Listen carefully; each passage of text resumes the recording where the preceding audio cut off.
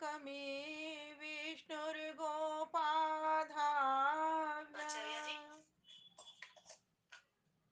ओम। हाँ जी, आ गई आवाज? नमस्ते हाँ सभी को। स्वागत है, अभिनंदन है जी। ओम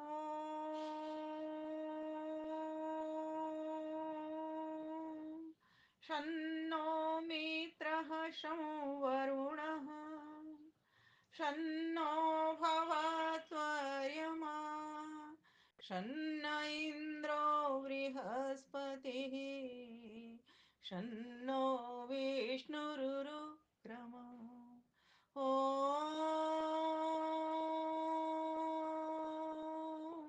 नमस्ते अस्तु आयते नमो अस्तु परायते नमस्ते प्राणतिष्ठतः आसीनायोतते नमः आसीनायोतते नमः। ओम शांति शांति शांति। परमपिता परमेश्वर की असीम अनुकंपा से आर्य समाज मानसरोवर से चलने वाला यह आपका साप्ताहिक अंतरजालीय कार्यक्रम बड़ी ही भव्यता के साथ प्रति सप्ताह हम सभी सुनते हैं और लाभान्वित होते हैं। जितने भी जुड़े हुए यहाँ पर महानुभाव हैं, चाहे दिल्ली से हैं, चाहे राजस्थान से या फिर अन्य स्टेट से और जयपुर के, तो हैं ही मेरे सभी भाई बहन। और बहुत ही कुशल संचालन जिनका चल रहा है आदरणीय सुधा मित्तल जी, जो पूरी तरीके से आर्यत्व से सराबोर हैं। पूरा परिवार ही इनका आर्यत्व से सराबोर है। तथा मेरे भी जितने भी परिचित यहाँ दिल्ली वासी मेरी माताएं बहनें भी इसमें जुड़ी होंगी। बहुत ही उनका आशीष स्नेह मुझे प्राप्त होता रहता है। सभी बंधु बांधवों को, चाहे जहां से जुड़े हैं वो सभी को मैं हार्दिक नमन वंदन अभिनंदन करती हूँ। स्वीकार कीजिए। प्यारे भाइयों बहनों, बहुत ही सुंदर विषय आदरणीय सुधा मित्तल जी ने मुझे लिखने के लिए कहा था, तो मेरे मन में विचार आया, क्योंकि जिस तरीके का मैं माहौल देख रही हूँ, घनघोर काली घटा देख रही हूँ, ऐसा लगता है कि अब तो ये संसार वास्तव में ही विरक्ति मांगता है। आज सुबह जब हमने खबर पढ़ी कि राजस्थान के कुशलगढ़ में हमारे आदरणीय आचार्य दया सागर जी, जो धांधला में भी आचार्य थे और वनवासी लोग बच्चों का कल्याण करने के लिए उन्होंने गुरुकुलों में भी बहुत काम किया, और रानी बाग में प्रति वर्ष मुझे अनवरत रूप से मुलाकात जिनसे होती थी, जिनके दर्शन होते थे, और जैसे ही मैंने आज समाचार पढ़ा, मेरा हृदय अंदर से बोल उठा, मैंने कुछ नहीं है इस संसार में। और जबकि कल वो इतना बढ़िया प्रवचन कर रहे थे और उन्होंने प्रवचन में अपनी में बातें कुछ रखी, आज मैं चाहती हूँ सभी की श्रद्धांजलि उनके लिए आनी चाहिए। पता नहीं ये मार्गदर्शक मंडल को क्या हो गया, कहाँ जा रहा है, पता ही नहीं चल रही। एक एक करके हमारे प्रबुद्ध लोग हमसे छिनते चले जा रहे हैं। और इतना मतलब हृदय उद्वेलित अंदर से हो रहा है और वियोग से हो रहा है कि वास्तव में ये संसार है कैसा। हमें वास्तव में विरक्ति से भर रहा है ये, कि कुछ नहीं है, ये तो जल के बुलबुले की तरह है बिल्कुल। और इसका सामना करने के लिए आ जाओ, खड़े हो जाओ सब। ये शरीर तो जाना है एक दिन। अच्छे काम करके अगर हम जाएंगे तो हमारा नाम होगा और लोग हमारा अनुकरण करके प्रेरणा प्राप्त करके अपने जीवन को बनाएंगे। अगर बुरा काम करके चले गए या आलस्य में ही चले गए हम ऐसे ही, क्योंकि जाना तो सभी को है, चादर तो सभी को छोड़नी है। अगर हमें ये बात का विवेक आज भी उठ जाए, मैं तो ये कहती हूँ, तो भी हम बहुत बड़ा काम कर जाएंगे और एक प्रेरणा और अपना आदर्श छोड़ करके जाएंगे। जिससे कि, क्योंकि कबीरदास जी तो कहते हैं कि जब हम पैदा हुए, लगता है मेरी आवाज रुक गई, आ रही है? आ रही है, मुझे पता नहीं ऐसा लगा। अच्छा, हाँ आ रही है। तो मैं क्या कह रही थी, तो परमपिता परमेश्वर से मैं प्रार्थना कर रही थी, परमेश्वर उस विद्वान संत को अपने आशीष वचनों में ले, अपनी व्यवस्था में ले, और उसने तो ले ही लिया है आत्मा को। और मुझे ऐसा लगता है वो आत्मा आएगी नया चोला पहन करके, और फिर से वो ब्रह्मचारी बनेगी, और फिर से हमारे बीच में वो अपने चीजों को के द्वारा हम हमारे पूरे जगत को, हमारे पूरे आर्य जगत को महकाएगी, खिलाएगी। ऐसा मैं मानती हूँ और अपने विनम्र श्रद्धांजलि उनको अर्पित करती हूँ। भावभीनी श्रद्धांजलि अर्पित करते। प्यारी भाइयों बहनों, अब मैं मेरे को चल अब यही बात मुझे कहने में आ गई है, तो मुझे अब और कोई विषय ही नहीं सूझ रहा।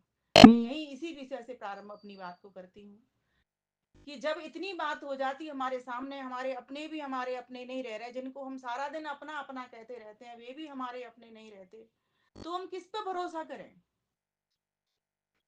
कौन है हमारा अपना, जब शरीर भी हमारा अपना नहीं, हमारे अपने सगे संबंधी भी हमारे अपने नहीं, हमारे आचार्य विद्वान भी अब हमारे अपने नहीं रहे, तो हम इस संसार पर भरोसा कैसे करें?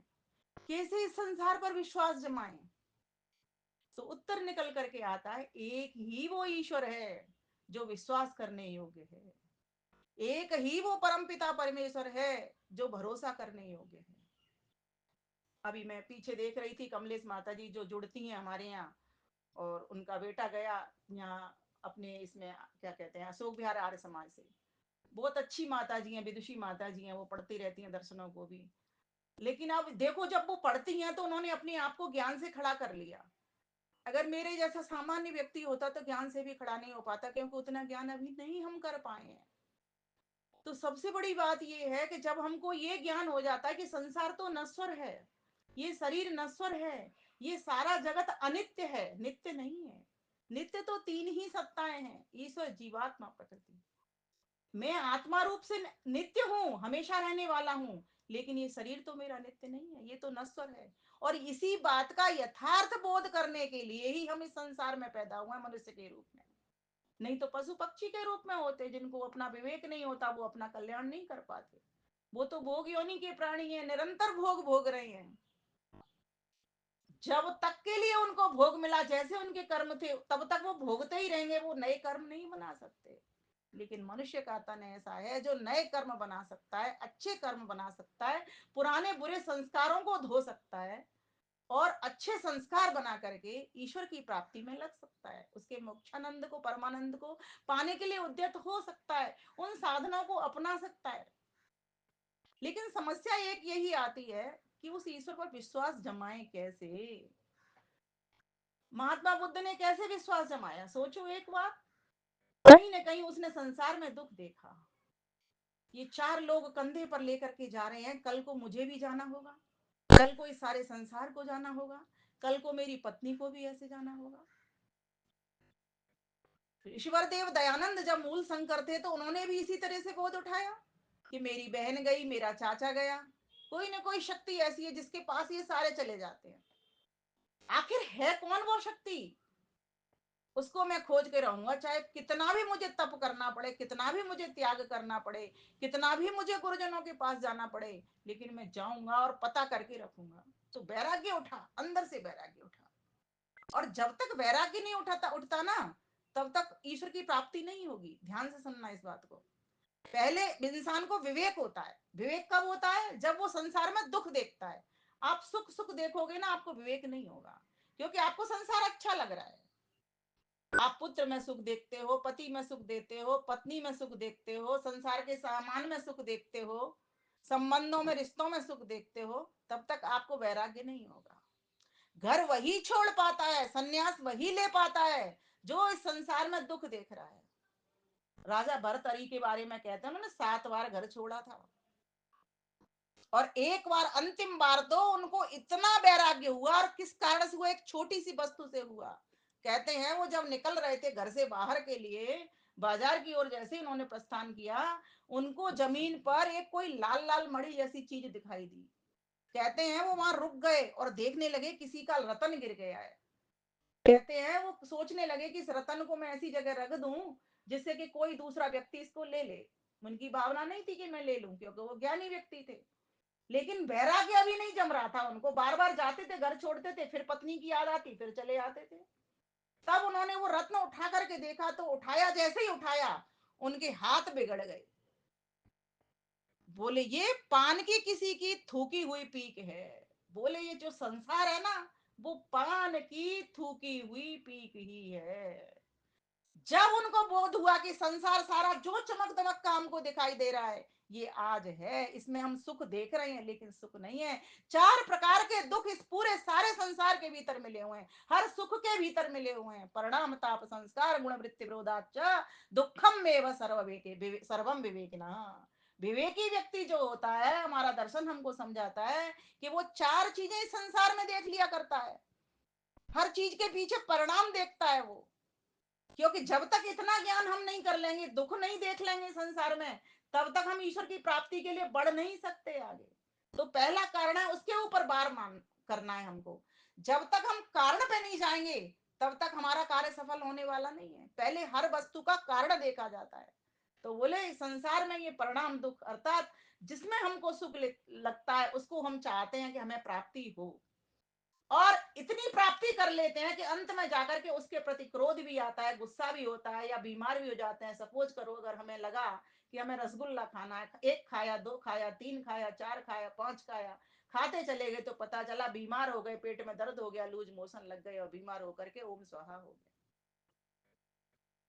क्या हुआ? ये परिणाम निकला, किसने दिया? जिसमें तुमने सुख देखा था उसमें ही तुमको दुख का परिणाम प्राप्त हो गया। दूसरी बात कही ताप।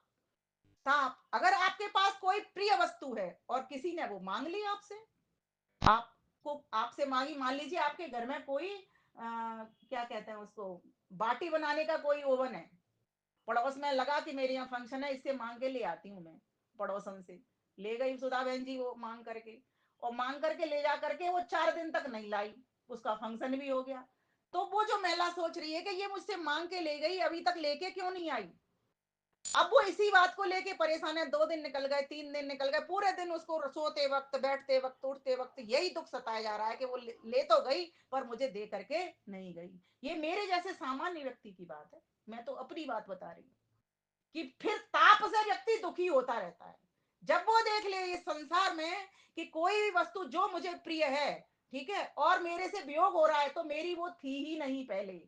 जब खरीदी तब मेरी हुई, तब मैंने अपना मान लिया उसको, लेकिन उससे पहले तो मेरी नहीं थी, किसी दुकान वाले के पास थी, दुकानदार के पास थी, और ये हमेशा मेरी रहने वाली है, कल को मेरे घर में भी वो टूट फूट सकती थी।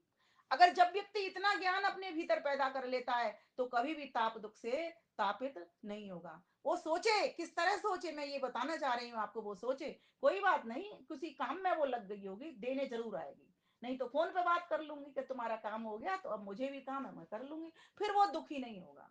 लेकिन संसार में ये जो ताप दुख है ना, ये बहुत परेशान कर रहा है व्यक्ति को, इसीलिए व्यक्ति ईश्वर की ओर मुड़ नहीं पा रहा। लेकिन वो इस ताप को देख नहीं रहा, बस उस वक्त देख रहा है जब कोई वस्तु से वियोग हो रहा है, वैसे प्रतिक्षण नहीं देख रहा। जब उसको करना क्या होगा, प्रतिक्षण ताप देखना पड़ेगा कि संसार में ये ताप है, कोई भी वस्तु का मुझसे वियोग हो सकता है, किसी भी संबंध का मुझसे वियोग हो सकता है, किसी भी रिश्ते का मुझसे वियोग हो सकता है, चाहे कोई दूर का रिश्ता हो, चाहे कोई पास का रिश्ता हो, कुछ भी मेरे साथ में हो सकता है। और हर एक की बुद्धि सबकी अलग अलग होती है, किसी की एक समान 100% विचार किसी के एक जैसे होते नहीं, इसलिए कोई मुझे कुछ भी बोल सकता है, ये संसार है ही ऐसा। तो व्यक्ति दुखी नहीं होगा, फिर वो ईश्वर प्राप्ति की ओर लगेगा। तो ये जो ताप दुख और परिणाम दुख, ये दो दुख इतना परेशान कर रहे हैं व्यक्ति को, अगर व्यक्ति को ये विवेक हो जाता है तो फिर वो वैराग्य भी कर लेगा कि संसार तो ये ऐसा है ही। तीसरी बात कही संस्कार दुख। ये वो घटक बता रही हूँ, पहले जब तक हम नेगेटिव चीजों को नहीं देखेंगे तब तक हम पॉजिटिव में ही नहीं चढ़ पाएंगे। इसलिए सबसे पहले मैं इस पर बार करना चाहती हूँ कि इस बात को हम समझ लें, ये संसार कैसा है, ये संसार ऐसा ही है। संस्कार दुख क्या होते हैं? संस्कार दुख वे होते हैं, संस्कार कहते हैं हमारे चित्त में जो हम कर्म करते हैं, जो क्रिया व्यवहार हमारा होता है प्रतिदिन का, प्रतिक्षण का, वो सारा हमारे चित्त पर संचित होता चला जाता है, वो हमारे संस्कार बन जाते हैं। और कैसे जमा होता है? जैसे आपके हाथ में कुछ फूल हैं, और फूल आपने ऐसे मुट्ठी बांधी और फूल छूट गए, तो अब आपके हाथों में कैसे वो खुशबू रह गई, गंध रह गई, बस उसका कलर रह गया, गंध रह गई। ऐसे आपके चित्त के ऊपर जो पूरे दिन भर काम करते हो, जो पूरे दिन भर किसी से व्यवहार करते हो, वो आपके चित्त के भीतर जमे रह जाते हैं। जैसे किसी ने 1 साल पहले आपका कोई शत्रु मिला और उसने आपको गाली दे दी, या आपकी मारपीट कर दी, तब आपको बहुत उसको खराब लगेगा कि इसने बहुत गलत काम किया, आपने भी कुछ उसको बोल दिया। लेकिन 1 साल से वो व्यक्ति आपके दर्शन में नहीं आया, वो आलंबन नहीं आया उस व्यक्ति का, फिर 1 साल बाद वो व्यक्ति आपके समक्ष उपस्थित हो गया। जब उपस्थित हो गया तो आपके वो पुनर्संस्कार जो पहले जमे हुए संस्कार थे वे वापस आ गए कि ये वही व्यक्ति है जिसने मुझे गाली गलौज की थी, ये बुरा व्यक्ति है। तो आपको क्या लगेगा, इस संस्कार के कारण भी आपको दुख लगेगा। तो इस चीज को हमेशा सामने रख करके चलो कि मेरे संस्कारों के कारण भी मुझे दुख मिलता है, मेरे क्रिया व्यवहार कर्मों के परिणाम के कारण भी मुझे दुख मिलता है, मेरे ताप के कारण भी मुझे फल मिलता है। ये 3 प्रकार हो गए। और चौथा कहते हैं गुण वृत्ति विरोधाच। गुण वृत्ति किसको कहते हैं? गुण कहते हैं 3 गुणों को, सतोगुण रजोगुण तमोगुण। सतोगुण रजोगुण और तमोगुण ये प्रकृति का धर्म है। प्रकृति में ये तीनों गुण मौजूद रहते हैं, सतोगुण सत्वगुण, रजोगुण रजगुण रजसगुण, और तमोगुण तमसगुण। सतोगुण धार्मिक गुण होता है, रजोगुण मनुष्य वाला गुण होता है, सतोगुण समझो ऐसे देवता वाला गुण होता है। और सरल ढंग से बता देती हूँ, रजोगुण मतलब हम जैसे मनुष्यों वाला होता है, ठीक है। और जो तमोगुण होता है वो राक्षसों वाला होता है। तो ये 3 प्रकार के गुण प्रत्येक व्यक्ति के चित्त के भीतर रहते हैं, बने रहते हैं हमेशा। किसी के भीतर सतोगुण ज्यादा है, किसी के भीतर रजोगुण ज्यादा है, किसी के भीतर तमोगुण ज्यादा है ना। और जिसके भीतर सतोगुण ज्यादा है उसके भीतर स्वाभाविक है कि रजोगुण और तमोगुण कम होगा। और जिसके भीतर रजोगुण ज्यादा है स्वाभाविक है वो सतोगुण और तमोगुण कम होगा। जिसके भीतर तमोगुण जाता है अर्थात राक्षस पना जाता है, अधर्मी व्यक्ति है, उसके भीतर सतोगुण नहीं होगा और कौन सा नहीं होगा, रजोगुण भी नहीं होगा। अब इसको और सरल ढंग से कहती हूँ, जो देवता लोग होते हैं उनके भीतर मनुष्य वाले गुण और राक्षस वाले गुण नहीं होते, बिल्कुल सरल ढंग से। और जो मनुष्य वाले लोग होते हैं उनके भीतर देवता वाले गुण नहीं होते और राक्षस वाले गुण नहीं होते। और जो राक्षस वाले लोग होते हैं उनके भीतर ना तो मनुष्य वाले गुण होते और ना देवता वाले गुण होते। ये सतोगुण रजोगुण और तमोगुण तीनों ही गुण हमारे भीतर बने रहते हैं, लेकिन कितनी मात्रा में होते हैं।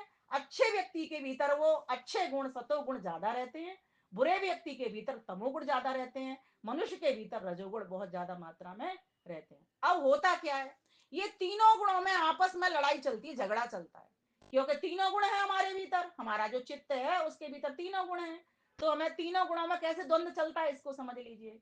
जो सतोगुणी व्यक्ति होगा ना वो जाएगा कहाँ, मंदिर जाएगा, है ना, देवालय जाएगा, कहीं विद्यालय जाएगा, कहीं गुरुकुलों में जाएगा, है ना, किसी को पढ़ाने के लिए जाएगा, अभावग्रस्तों के आंसू पहुंचने जाएगा, जहां अन्याय हो रहा है वहां न्याय दिलाने जाएगा। लेकिन अब एक व्यक्ति घर से चला जिसके भीतर सतोगुण ज्यादा था कि मैं मंदिर जा रहा हूं, लड़ाई कैसे होती है समझिए इसको। वो मंदिर के लिए चल दिया। अब मंदिर चलते चलते उसके मन में एक रजोगुण आया, क्योंकि देवताओं के भीतर भी तो रजोगुण भी तो होता है, तो मनुष्य वाला गुण आया। अब वो मनुष्य वाला गुण कहने लगा भाई मंदिर तो हम रोज जाते हैं, आज हम चलते हैं पिक्चर देख आते हैं। समझो ध्यान पूर्वक। तो रजोगुण वाले ने क्या किया, पलटा खाया और सतोगुण को दबाने की कोशिश की, बोले पिक्चर देखे आते हैं। वो व्यक्ति थोड़ी दूर चला ही था, इसके बाद में तमोगुण आ उभरा, बोला भाई देख, मंदिर तो तू जाता ही, अपने मन को कहने लगा मंदिर तो तू रोज जाता है और पिक्चर भी तू महीने में 1-2 देख लेता है, लेकिन आज तो ऐसी जगह लेना चलते हैं, मैं कहना भी नहीं चाहूंगी ऐसी जगह के लिए, उसने कह दिया वेश्यालय वगैरह चलते हैं। चलो क्या फर्क पड़ता है, एक दिन देख आएंगे, देखने में क्या जा रहा है। सोचो, अब झगड़ा चल रहा है। अब जो देवता वाला व्यक्ति है जिसमें सतोगुण की अधिकता है वो तो दोनों बातों को दबा देगा, वो वापस मंदिर ही जाएगा फिर लौट करके। और जो रजोगुण वाला व्यक्ति है वो पिक्चर ही जाएगा, उसे पिक्चर ही पसंद आएंगी। और जो तमोगुण वाला व्यक्ति होगा वो कहाँ जाएगा, वो ना मंदिर जाएगा ना पिक्चर में जाएगा, वो तो वेश्यालय में ही जाकर के टिक जाएगा, लड़ते लड़ते वो वहां पहुंच जाएगा, उसका निर्णय ले लेगी उसकी बुद्धि। तो ईश्वर की प्राप्ति करने के लिए सर्वाधिक गुण कौन सा चाहिए हमको, ये महत्वपूर्ण बात है, सतोगुण चाहिए। तो सतोगुण को लाने के लिए क्या करना पड़ेगा, साधनों की ओर ध्यान देना पड़ेगा। साधन कौन से होंगे, तो षड संपत्ति हमारे साधन है। नोट करिए इस बात को, षड संपत्ति। महर्षि दयानंद सरस्वती जब आप सत्यात प्रकाश उठाओगे तो वहां पर लिखते हैं, नवा अध्याय निकालोगे उसमें मिलेगा आपको विद्या विद्या बंध मोक्ष विषय। वहां पर उन्होंने षड संपत्ति का बहुत बढ़िया जिक्र दिया हुआ है। वहां पर वो लिखते हैं 6 प्रकार के कर्मों को करना षड संपत्ति कहलाती है। क्योंकि जो कंगले लोग होते हैं ना उनको तो कोई घर में घुसाता भी नहीं है। बिना मिठाई लेकर के सुधा बहन जी किसी के घर चले जाओ आप, वो कहेगा खाली हाथ चलाया, रीते हाथ चलाया, ये तो तो ईश्वर भी क्यों स्थान देने लगा, इसलिए पहले 6 संपत्ति 6 थैले तो भरने ही पड़ेंगे, और वो 6 थैलों में पहला भरना पड़ेगा ईश्वर प्राप्ति का महत्वपूर्ण घटक श्रम, शांति। अगर आपके जीवन में शांति नहीं है तो समझ लो आपको ईश्वर की प्राप्ति नहीं होगी। और ये शांति कैसे आती है? शांति आती है संतोष से। लिखिए क्रमशः, शांति आती है संतोष से। लेकिन संतोष क्या आलसी बन करके रहना संतोष है? बोले नहीं। तो संतोष क्या है? बोले संतोष वो है कि किसी भी कार्य की इच्छा करके उस कार्य को आप पुरुषार्थ में बदलें। जैसे आपने इच्छा की कि मैं पढ़ना चाहता हूं, तो मैं पढ़ाई के लिए तैयारी करूं, पुरुषार्थ करूं, मेहनत करूं और ईश्वर से प्रार्थना भी करूं, और फिर उसके बाद में जो फल मिले उसका नाम संतोष है। फिर जितना भी दे टीचर, है ना, जितना भी हमको मिल जाए वो उसमें संतोष करना। फिर ये झगड़ा नहीं करना, भाई तेरे नंबर ज्यादा आ गए, मैंने तो इतना अच्छा लिखा, टीचर ने तो एक जैसा ही पढ़ाया है, तुम्हारी मेहनत में ही कहीं ना कहीं कमी है, तुम्हारे पुरुषार्थ में ही कहीं ना कहीं कमी है, इसलिए तुम्हें नहीं मिले। ये बात का विवेक तुमको करना पड़ेगा, तो जीवन में शांति आएगी। हमारी शांति क्यों नहीं है? हर चीज में हम ये चाहते हैं, मैंने किया तो बहुत अधिक लेकिन मिला मुझे बहुत कम, पारिश्रमिक मुझे बहुत कम मिला और मैं कर बहुत रहा हूं। ऐसा नहीं है। ईश्वर न्यायकारी है। टीचर जो अध्यापक आचार्य जन होते हैं वे सब न्यायकारी होते हैं, क्योंकि वो ईश्वर का अनुकरण कर रहे होते हैं, उनके अनुचर बन करके वो रह रहे होते हैं। तो ईश्वर की प्राप्ति में अगर किसी को शांति की इच्छा है तो सबसे पहला काम क्या है? संतोष धर्म का पालन करिए। और दूसरी बात, इच्छाओं को शांत करना सीखिए। जिसको शांति की इच्छा है वो इच्छाओं को शांत करे। इतनी इच्छाएं पाल रखी हैं, आवश्यकता परमेश्वर सबकी पूरी करता है। भोजन सबको दे रहा है। कोई भी व्यक्ति ऐसा बता देना, कोई भी प्राणी बता देना जो भूखा सोता हो, ना भूखा रहता, और कोई भी ऐसा नहीं होता जो सोए बिना रहता हो। हर किसी को विश्राम के लिए रात दी, हर किसी के लिए उसने दिन दिया जगाने के लिए, काम करने के लिए, पुरुषार्थ करने के लिए। हर किसी को उसने बुद्धि दी, हर किसी को उसने शक्ति दी, हर किसी को उसने ज्ञान दिया। कोई भी ऐसी वस्तु नहीं है जो सिर्फ मुझे दी हो और सुधा बहन जी को दी हो और किसी को ना दी हो। ईश्वर की हर वस्तु, हर चीज, सब प्राणियों को समान मात्रा में दी गई है। लेकिन जो वेद का ज्ञान है, चूंकि मनुष्य के पास अद्भुत बुद्धि है, उसके कर्मानुसार अनमोल बुद्धि है, इसलिए मनुष्य के पास वेद का ज्ञान है। और होते हुए भी अगर उस वेद के ज्ञान को से वो जीवन नहीं भरता तो समझ लो जीवन में कभी भी शांति नहीं आएगी। फिर तो जिसके जीवन में वेदना उसके जीवन में वेदना। इसलिए वेदों के ज्ञान को लेना बहुत जरूरी है। शांति की इच्छा अगर आप करते हो तो इच्छाओं की शांति करने के लिए स्वाध्याय पर आइए। महत्वपूर्ण घटक है ये। स्वाध्याय का फल पता है कितना बड़ा है? महर्षि पतंजलि कहते हैं, स्वाध्यायात इष्ट देवता संप्रयोग। जो स्वाध्याय करता है अनुत्तम सुख लाभ, स्वाध्यायात अनुत्तम सुख लाभ। ऐसा सुख मिलता है, ऐसा परम आनंद मिलता है। जिन वस्तुओं में हम सुख देते देखते हैं ना संसार की में, इनमें तो दुख मिला हुआ है 4 प्रकार का। लेकिन वो जो सुख जब आना शुरू हो जाएगा परमात्मा का परमानंद मोक्षानंद, फिर आप दुखी नहीं होगे, क्लेशित नहीं होगे। क्यों? क्यों नहीं होगे पूछो? इसीलिए नहीं होगे क्योंकि जो परम पिता परमेश्वर है वो क्लेशों से रहित है। उसके पास सिर्फ और सिर्फ आनंद है, परम आनंद है। क्योंकि जिसके पास जो वस्तु जितनी मात्रा में होती है वो वही वस्तु तो देगा। अगर मेरे पास ज्ञान है तो मैं ज्ञान ही तो दूंगी। आप मुझसे धन मांगने आए तो मैं धन कहां से दूंगी? समझिए इस बात को, जिसके पास जो वस्तु होती है वो वही तो देती। लेकिन परमपिता परमेश्वर ऐसा है, उसके पास ज्ञान भी है, उसके पास धन भी है, उसके पास बुद्धि भी है, उसके पास बल भी है। और आप ये मत कह देना ये चारों चीजें तो हमारे पास भी हैं। सोचना, विचार करना, ये चारों चीज आपके पास है वो कहां से आई हैं? जो बलों का बली सबल, जो सर्वव्यापक सर्वशक्तिमान परमेश्वर उसके पास से आई है या आपने अपने आप कमा ली है? ये उसी के पास से आई है। तो ईश्वर प्राप्ति में जो महत्वपूर्ण घटक है, सबसे पहले इस बात का ज्ञान करना कि संसार दुखों से भरा हुआ है। दूसरी बात, हमेशा अपने मन के भीतर शम को लाना, शांति को बनाए रखना, संतोष को धारण करना।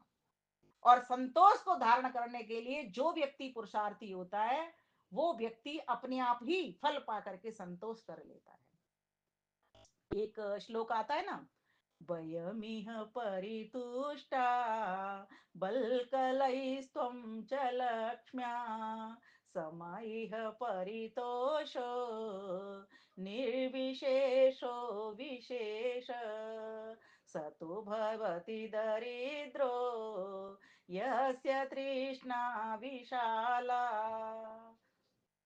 कहा गया इसमें, मुनि राजा से कहता है, हे राजन सुनो हमारी बात, हम वृक्षों की छाल पहन खुश, तुम खुश पहन स्वर्ण जवाहरात, तुम खुश पहन स्वर्ण जवाहरात, संतुष्टि में भेद न कोई, संतुष्टि में भेद न कोई, हम दोनों हैं एक समान, हम दोनों हैं एक समान, तृष्णा जिसको बड़ी हुई है वही दरिद्र भिखारी जान, वही दरिद्र भिखारी जान। ये काव्य मैंने अपनी पुस्तक विमल वैदिक दिनचर्या में स्वयं परमेश्वर की कृपा से किया था। ये पुस्तक अगर आपके पास नहीं पहुंची है तो इन पुस्तकों को, मेरी पुस्तकों को मंगाइए, 5-6 पुस्तकें हैं कहीं किसी के द्वारा, तो आपको प्राप्त होंगी, आनंद आएगा। प्रत्येक मंत्र का, प्रत्येक सूत्र का, सभी का मैंने अर्थ दिया हुआ है, श्लोकों का भी। तो इसमें कहा गया कि अगर हमें संतुष्ट रहना है तो देखो, एक राजा भी संतुष्ट है, एक मुनि भी संतुष्ट है, दोनों संतुष्ट है। मुनि अपने बलकल वस्त्र पहन के खुश है, राजा अपना सोना हीरा पन्ना पहन करके खुश है, दोनों खुश हैं। संतुष्टि में कोई भेद आ रहा है क्या? नहीं है। एक गरीब भी बेटी की शादी करता है, उसकी बेटी भी उतना ही सुख पाती है जितना अमीर की बेटी। कोई अंतर आता है? कोई अंतर नहीं आता। लेकिन जिसकी तृष्णा, हाय हाय हाय हाय मेरे पास ये नहीं, हाय मेरे पास ये नहीं, पड़ोसी के पास इतना, मेरे पास ये नहीं, पड़ोसी के पास इतना, जितना हाय तौबा मचा रखी है उसकी तौबा ही होकर के रह जाती है। इसलिए कहते हैं ईश्वर की प्राप्ति में अगर आपको समझना है तो इस बात का बोध करिए, क्या मेरे जीवन में अपनी क्रूर समीक्षा करिए, अपनी क्रूर परीक्षा करिए। हम औरों की समीक्षा करते हैं क्रूर, हम औरों की परीक्षा करते हैं क्रूर, क्या हम अपनी परीक्षा करते हैं, मैं कहां तक पहुंच पाया हूं, अभी 50 60 70 का हो गया। अपनी समीक्षा करिए, आपको आनंद आएगा, जीवन शांति से भरेगा और फिर परम शांति की ओर बढ़ जाएगा। क्यों नहीं बढ़ेगा? देखो कुछ लोगों को मैंने देखा है, घर के बुजुर्गों को जितना मिल गया उसमें ही संतोष है, जैसा मिल गया उसमें ही संतोष करके रहते। बस वो क्या चाहत रखते हैं, मेरे बच्चों को मिल जाए, मैं तो ऐसे ही रह लूंगा, ऐसा ही पहन लूंगा। अभी मैं गांव देहात में देखती हूँ, सभी जितने भी बुजुर्ग हैं अपने पहनने पर भी वो ज्यादा खर्च नहीं करते, मैं तब भी वो करे, लेकिन अपने बच्चों को कभी भी वो नहीं रखते। आज भी ऐसा इंसान ऐसा नहीं है, अपने बच्चों की कमी तो कोई भी नहीं छोड़ता, लेकिन अपने लिए भी फिर हाय तौबा बहुत ज्यादा है।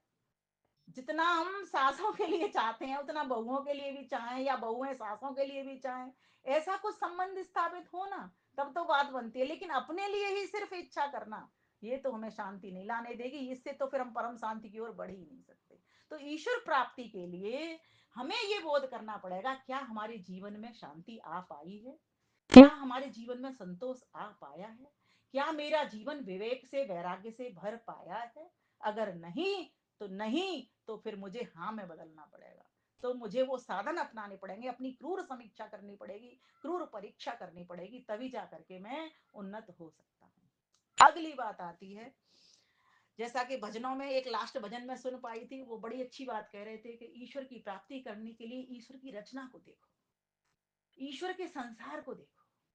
ये विविध रंग का संसार, रूप रंग का संसार है ना, कैसी झरझर करते झरने, कैसी कलकल करती नदियां, कैसे ये पहाड़, कैसे ये पर्वत, और अपने शरीर को देख लो ना। ये जो हमारा कैमरा है ना आंखों का, कहते हैं ये जितने भी कैमरा आज दुनिया में तुम देख रहे हो ना, वे सारे कैमरों को इकट्ठा कर देना, जितनी दूर तक वो नहीं देख सकते, उससे दूर तक ये हमारी आंखें देखने का वो रखती हैं। आप सोचिए, ऐसे ही हृदय के देखो, दिल को देखो, प्रति क्षण धड़क रहा है, 1 मिनट भी आराम नहीं ले रहा। कितना लीटर खून आपको आपकी नसों में, नाड़ियों में प्रति क्षण भेज रहा है। सोचो, प्राप्त होगा, ईश्वर अनुभव होगा, ये शक्ति आदमी के भीतर नहीं है। सभी जीवात्माएं भी संसार की मिल जाएं, ये हृदय को नहीं धड़का सकती। मर जाता है तो क्या ये आदमी जीवन डाल पाता है? बड़े बड़े वैद्य बुला लो तुम, सारी दुनिया को इकट्ठा कर लो, किसने निकाली इस आत्मा को इस शरीर से? कौन निकालने वाला? कौन इसमें जीवन भरने वाला? कौन इन नाना प्रकार के चोलों को पहनाने वाला?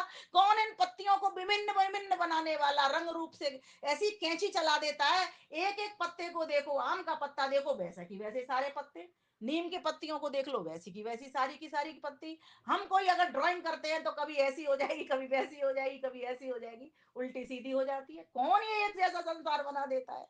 एक बार विचार करिए, महत्वपूर्ण बात है ये। वास्तव में ये पता बताएगा, पत्ता पत्ता तेरा पता बताएगा। प्रभुवर, तू मुझे मिल जाएगा। लेकिन एक बुढ़िया माई मेरे पास आ गई और मुझसे बोलने लगी, बहन जी तुमने इतनी बात मुझे बता दी, पर मुझे तो विश्वास हो ही नहीं रहा उस ईश्वर के ऊपर, कैसे विश्वास करूं?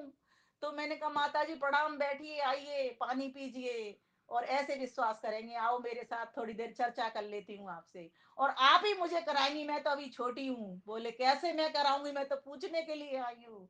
तो बुढ़िया माई बैठ गई मेरे पास। मैंने उसने कहा, मेरे मुझे कहा कि आचार्य जी ये बताओ, ईश्वर पर कैसे विश्वास जमाए, है ना? तो मैंने कहा, बूढ़ी माई पहले तो आप ये बताओ, आप करती क्या है सारे दिन? बूढ़ी माई बोली, मैं चरखा काटती हूँ बेटा। तो मैंने कहा, चरखा आप काटती हो या स्वयं चलता है चरखा, चलो ये बताओ। बोले, चरखा मैं काटती हूँ, स्वयं तो नहीं चलता, मैं चलाती हूँ तो चलता है। तो बोले, ये सृष्टि को कोई चलाता है या स्वयं चल जाती है? बोले, ईश्वर चलाता है। तो बोले, जमा के नहीं जमा विश्वास? बोले, हाँ थोड़ा थोड़ा तो जमा है। तो बोले, और जमा, और बताओ बात ऐसी कोई। तो मैंने कहा, ये बताओ, ये जो तुम जो रुई लाई हो, ये तुमने बनाई है? ये सूत काट रही हो, ये तुमने बनाई है या तुम कहीं से लाई हो? बोले, मैं तो लाई हूँ। तो बोले, कहाँ से लाई हो? मैंने, वो तो रुई धुनने वाला था ना, उससे लेकर के आई हूँ। तो बोले, वो कहाँ से लाया? मुझे नहीं पता, लाया होगा किसी किसान से लाया होगा। तो बोले, किसान से पता करके आया, वो कहाँ से लाया? बोले, खेत में से लेकर के आया। बोले, खेत में किसने बोया इसको? बोले, मैं नहीं बोया। तो बोले, तूने रुई बोई थी क्या? बोले, नहीं बोई थी। तो बोले, पता चल गया ईश्वर क्या करता है। बोले, ना तो तूने चरखा अपने आप चला, ना तो ये सृष्टि अपने आप चलती, ना ये रुई तूने बनाई, ये रुई भी तो ईश्वर ने बनाई है। तो अब तो भरोसा कर ले, तेरा शरीर भी अपने आप नहीं चल रहा, तू इस भ्रम में है बूढ़ी माई। बूढ़ी माई को मैंने कई तरीकों से समझाने का प्रयास किया, फिर वो अंत में तो मुझसे कहने लगी कि एक बात बता दीजिए मुझे, कि मैं ठीक है ये मान लेती हूँ आपकी बात, कि मैं रुई भी मैंने नहीं बनाई है, और मैं ये चरखा भी मैं चलाती हूँ तभी चलता है, लेकिन एक बात मुझे नहीं ये समझ में आती कि ये जो शरीर में, हृदय में जो धड़कन सी चलती रहती है, इसको कौन चलाता है? ये तो आप चलाती होंगी, मैं चलाती हूँ, क्योंकि हमको हमको हमारे गुरुजी ने बताया था कि ये जो आत्मा धड़कती है, वो आत्मा ही इसका मालिक होता है, इस पिंड का। मैंने कहा, नहीं, आत्मा अगर पिंड का मालिक होता तो ये कभी भी इस पिंड को छोड़ने के लिए राजी नहीं होता। बोले, हाँ ये बात तो सही है तुम्हारी। अब तो मुझे थोड़ा थोड़ा होने लग गया। माता जी प्रणाम, बस इतनी सी बात ही मुझे अभी पता चली है, अब इसके आगे पता चलेगी तो अगली बार आप आना, फिर चाय का कप पियेंगे, फिर वार्ता करेंगे, चर्चा करेंगे इसके विषय के ऊपर। 4:05 हो गए हैं, और अगली बात, अगला पॉइंट मेरा था कि वास्तव में ईश्वर की प्राप्ति अगर करनी है तो एक बार उस ईश्वर के होकर के थे। जब तक आप उसको अपना स्वामी, अपना पिता, अपना पति नहीं मान लेते, जब तक उससे आपका संबंध नहीं बन जाता, जब तक आपके साथ में उसका ईश्वर प्रणिधान नहीं हो जाता, तब तक भी चाहे कितने भी साधन अपना लेना, उस साध्य की प्राप्ति आप साधक को नहीं हो सकती। बोले, कैसे करें वो ईश्वर प्रधान? तो हमारे विद्वत वर्ग हमको बताया करते हैं, बड़ी सरल बात है, आप नोट करना चाहें तो कर लें।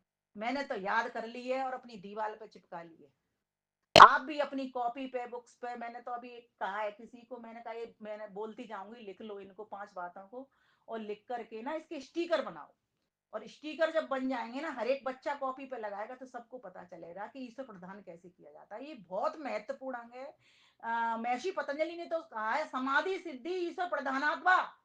ईश्वर के प्रधान से, प्रधान कहते हैं समर्पण को। समर्पण अर्थात सब कुछ तेरा। जैसे कि आपने देखा होगा, गुरु नानक देव क्या थे? वैश्य थे, दुकान चलाते थे, है ना? तो वो एक दिन क्या कर रहे थे, अपनी दुकान पर तौल रहे थे, कोई सामान कुछ मांगा होगा किसी ग्राहक ने, समझ लो आप थोड़ी देर के लिए, कि मान ली दाल मांगी या कुछ मांगा, आटा मांगा, तो वो तौलने लगे। तो वो जैसे ही 1 किलो होता तो वो कहते 1, 2 किलो हो जाता तो कहते 2, जिसे भूल ना पड़े। 3 किलो हो जाता तो कहते 3, फिर 4, 5, 6, तौलते चले गए, 7, 8, 9, 10, 11, 12, 13। जैसे ही 13 आया, वो 13 पर रुक गए। बोले, सब कुछ तेरा, मेरा कुछ है ही नहीं, मैं फालतू में गिनती करने के लिए लगा हूं। तेरा तेरा तेरा तुझको अर्पण क्या लागे मेरा, ओम जय जगदीश हरे। हे परम पिता परमेश्वर, अब इसको देखिए एक कहानी के रूप में प्रेजेंट करना की इच्छा हो रही है मेरी। थोड़ा सा बोल दूं क्या मैं और 5-6 मिनट, क्योंकि समय भाग रहा है, एकदम घड़ी सामने दिख रही है मुझे। तो क्या किया कि एक व्यक्ति का फोन आया। उस व्यक्ति ने कहा कि मैं बीमार हूँ, बहुत दिन हो गए मुझे और मुझे सेवा चाहिए। अपने मित्र को फोन किया, और मित्र को जब फोन किया, ईश्वर प्रधान कैसे होता है ये समझाने का प्रयास कर रही हूँ। कितना बढ़िया ढंग है ये समझाने का और समझने का। मित्र को फोन किया तो मित्र ने कहा कि क्या बात है। बोले मैं बीमार हूँ महीने भर से, और मैंने कुछ खाया पिया भी नहीं है, मैं अकेला घर में हूँ, मुझसे कुछ बनता भी नहीं है, तो मेरी सेवा कर दो आकर के। मित्र ने कहा ठीक है, बहुत अच्छी बात है, मैं भी आता हूँ। अब मित्र ने क्या किया, अपने जो गुरु उसके इष्ट थे, ईश्वर था, उससे प्रार्थना की, उससे निवेदन किया, उससे अनुमति मांगी। लिखिए पहला पॉइंट, लिखिए अनुमति। अनुमति मांगी, अब आपको सार बताऊंगी इसका। अनुमति, अनुमति मांगी। क्या अनुमति मांगी? हे मेरे प्रभुदेव, मेरा मित्र बीमार है, उसका फोन आया है, मुझे अनुमति दीजिए ना सेवा करने के लिए। ईश्वर ने अनुमति दे दी। ईश्वर तो कभी अच्छे काम को आपको कहोगे तो शाबाशी देता है, वो तो अंदर से आपको उत्साह मिलता है, प्रेरणा मिलती है ना, शाबाशी मिलती है, फिर आप आगे चलते हो, आगे बढ़ते हो। वो अनुमति लेकर के वो व्यक्ति चल दिया सेवा करने के लिए मित्र के लिए। अब वो रास्ते में जा रहा है, और जाते जाते वो सोच रहा है कि प्रभु मेरे, तूने मुझे अनुमति दे दी, मैं तो आज बहुत ही कृतज्ञ तेरा हो गया। अब वो जाकर के मित्र का गेट खटखटाता है, और मित्र का दरवाजा स्वयं ही खोल लेता है, क्योंकि मित्र अस्वस्थ था, उससे खोला नहीं गया, उसने स्वयं ही धक्का मार के गेट को खोल लिया, मित्र के पास पहुंच गया। अब वो जब मित्र से मिलता है तो मित्र उसका कहता है तुमने बहुत अच्छा किया, मेरे लिए ये खाना बना दो, ठीक है। अब वो जाता है रसोई में, और जाकर के दूसरा शब्द लिखिए पहले, उपस्थिति। अनुमति के बाद लिखिए उपस्थिति।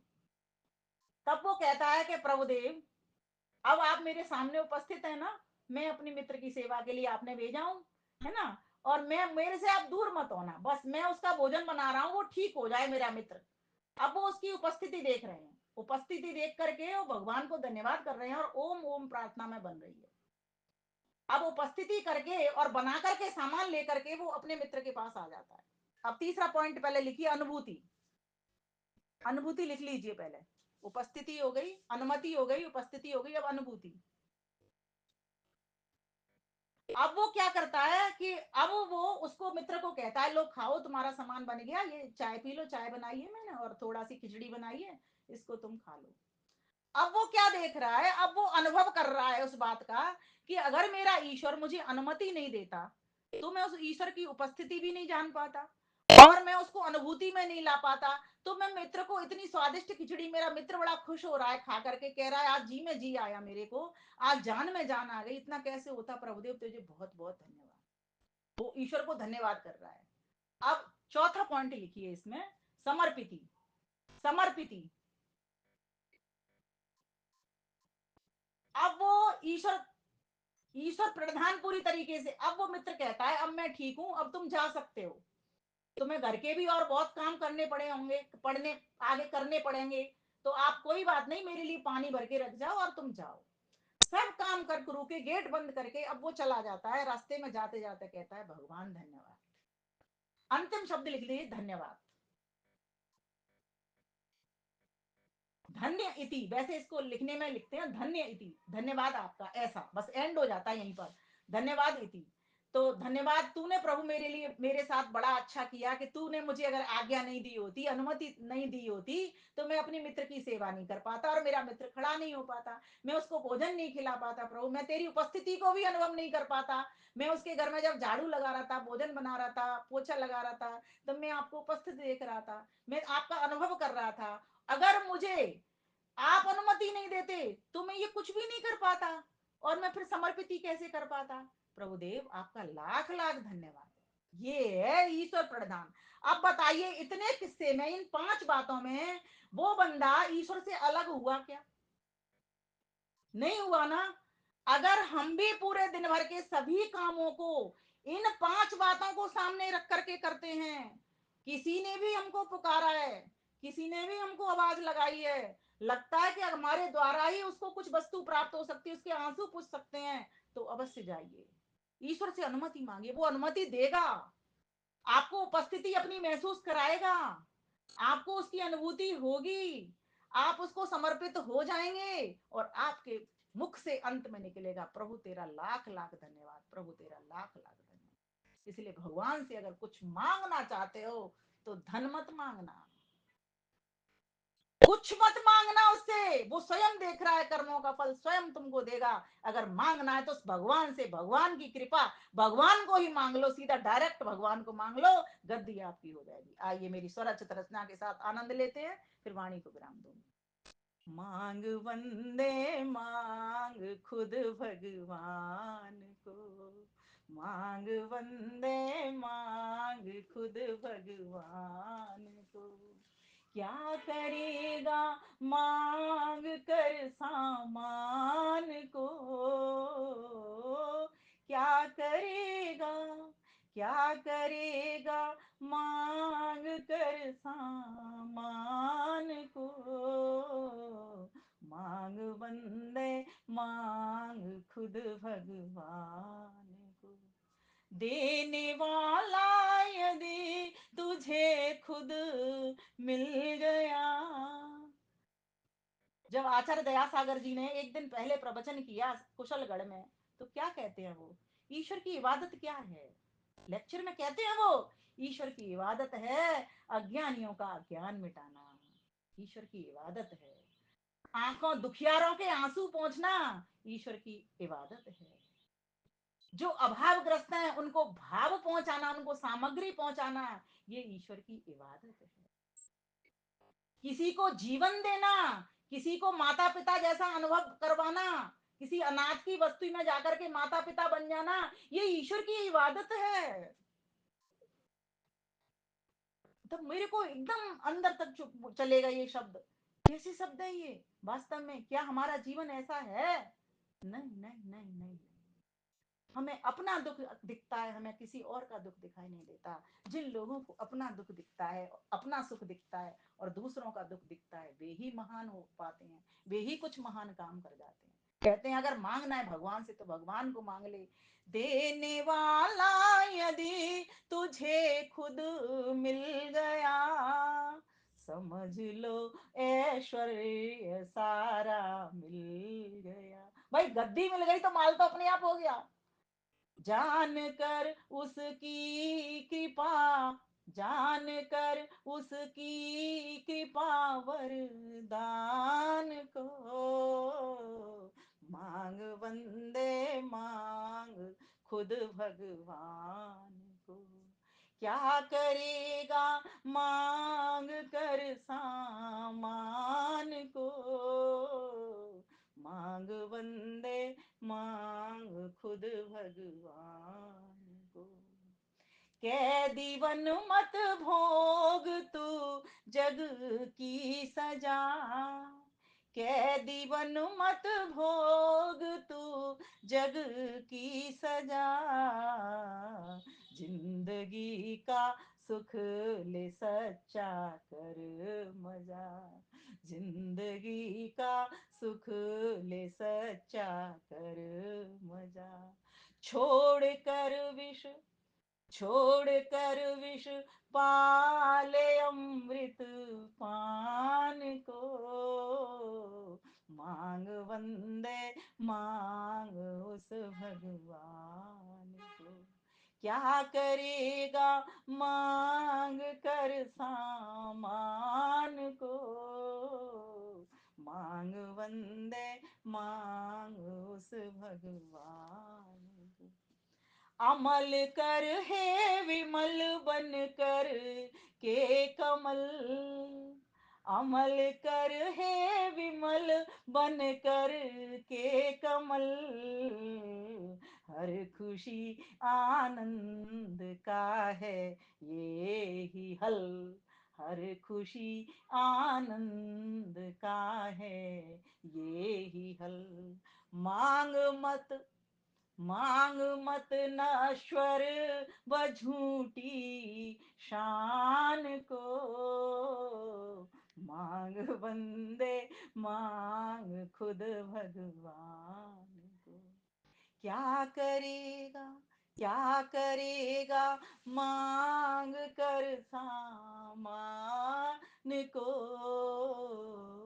मांग वंदे मान खुद भगवान को, खुद भगवान को, खुद भगवान को। ईश्वर की प्राप्ति में चाहे जितने भी विघ्न आए, जितनी भी बाधाएं आए, उनको काटते जाइए, चीरते जाइए। बोले संसार ऐसा ही है, इसमें हर सुख में दुख भरा हुआ है, चलते जाओ, बढ़ते जाओ, रुकना नहीं है, रुकने का नाम नहीं लेना। ये कुछ बात है आपके समक्ष रखी। अभी मेरे पास इसमें काफी सारे पॉइंट्स और हैं। आप सभी का बहुत बहुत धन्यवाद करती हूँ, सुधा बहन जी, और सामने में नाम से नहीं पहचान पा रही हूँ, वंदना दीदी, संतोष जी, और पुष्पा माता जी, कांता सवरवाल माता जी, संतोष धर जी, कितने लोग मेरे पहचान के हैं यहाँ पर। मुझे लगता है यहाँ पर कोई ऐसा नहीं होगा जो मुझे नहीं पहचानता होगा, क्योंकि मैं सबके दर्शन करती रहती हूँ। सबसे बड़ी बात ये है। बहुत बहुत धन्यवाद सुधा बहन जी, आपने मुझे सौभाग्य का अवसर दिया। धन्यवाद। संतोष माता जी। अभी मुश्किल है माता जी, अभी मुश्किल है, अभी मुश्किल है। बिल्कुल, एक बार होके आ गई हूँ मैं, वैसे एक बार गई थी जब बच्चे छोटे थे। बहुत पहले गई हूँ। जी जी जी, अब देखने लायक जी, आऊंगी, प्रयास करूंगी, अगर लगा मौका तो जरूर आऊंगी। ठीक है, नमस्ते। हाँ, हमारी आर्य समाज की भी स्टॉल लग रही है वहां पर, आर्य समाज से भी स्टॉल लग रहे हैं।